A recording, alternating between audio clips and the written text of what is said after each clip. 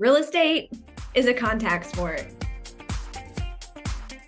Hey there, I'm Jennie Wallach with the Wallach Group here in Tulsa, Oklahoma. And recently I read an article from Inman that was quoting Gary Keller and his advice to newer agents in this new market that we're coming into.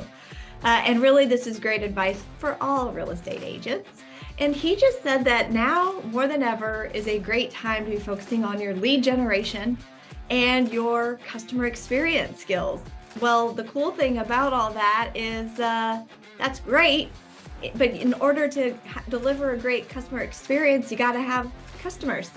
So if you are newer in the business or things aren't really rolling the way that you'd expected them to this fourth quarter, which that's happening here with our team in Tulsa as well, now is the time to double down, to spend half of your day talking to people.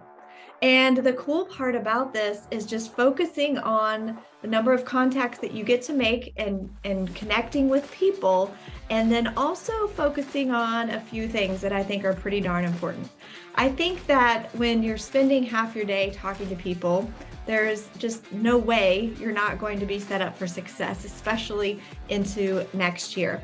But I'm thinking three things that are important as I think about this is focusing on your return on investment. So what that means is, what is your natural style? What's your natural behavioral style? How do you show up? How do you act? How do you best lead generate? Because I've seen so many agents in one style try and do lead generation tactics for other behavioral styles. They get frustrated, they quit, they give up. It doesn't work out.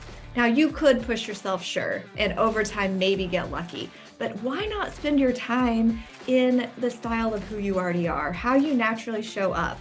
So for me, believe it or not, I am a high I. That means that I'm more of a people person and a connector and relationship builder. So for me, the early days of lead generation looked more like volunteering and meeting people that were like-minded and professionals like me, or that meant open houses because I got to meet people face to face and smile and connect on that level, or just diving deep into my database, my phone, my social media, and saying, hello, how are you? That was my very fancy script. Hi, how are you?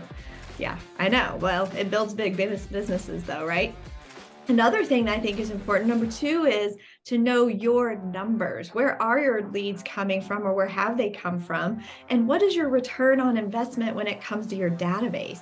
So how many METs are in your database, and how can you grow that number, and what's the return on that number? Those are all really important factors as we're going into this next year, so you can really focus on growing your database, adding to it, and properly applying touches to those people who already know you, like you, and trust you.